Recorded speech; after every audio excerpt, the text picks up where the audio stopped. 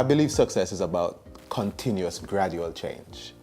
A lot of time people think of quick wins to success. And if you look at anyone who has been successful throughout the world, it's a process. Most of the times, all of the times, of all the successful people that I've interviewed and I've spoken to, they will tell you that it takes time, it takes continuous action, and it takes gradual step-by-step process. And being successful is also about finding that thing that you're good at and keep doing that thing that you're good at. No matter what anyone says, no matter what anyone might think about it, that is what you are good at, and just keep pushing at that. I believe that all of us God has planted a seed in all of our hearts. The seed that He's planted in my heart is different from the seed that He has planted in your heart. And no matter if if you share that thought or that dream with someone else and they go off and they try to do it, they will never be able to do it the way you can do it, because that's just not their seed. It's just not that thing that God has given them to do. So they won't have the passion, they won't have the drive to do it. We are all born different. You know, we're all born unique.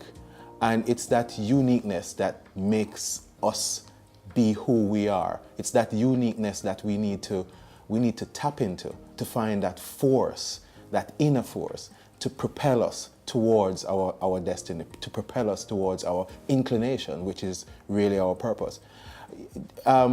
I remember when I was a kid, and if all of you think back when you were children, you had these huge dreams. There were no limits. There were nothing you couldn't do. You know, I thought I could become Superman and fly off to the moon and, you know, save the world from bad people. I also thought I was the best dancer in the world and experiment with that. And I was good at it for a period of time. But as we become much older, our environment starts to influence the way how we think. Our peers tend to start influence the way how we think. Our parents starts to influence the way how we think.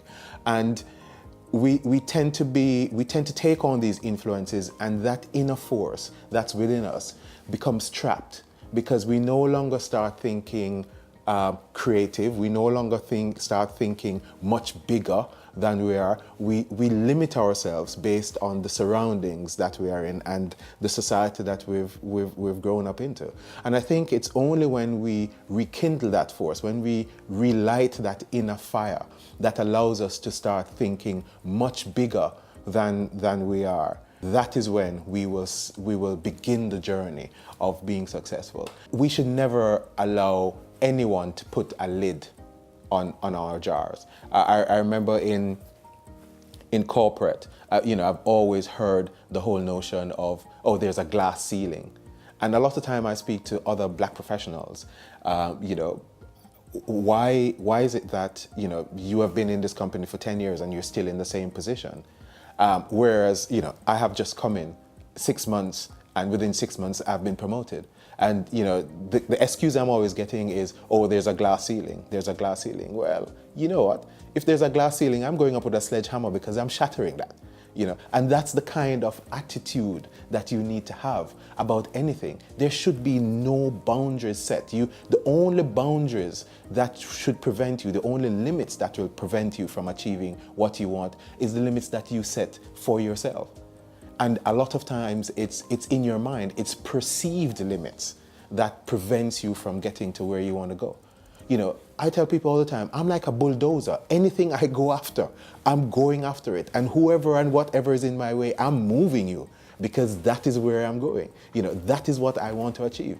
And in everything that I've done in life, that's what I aim for.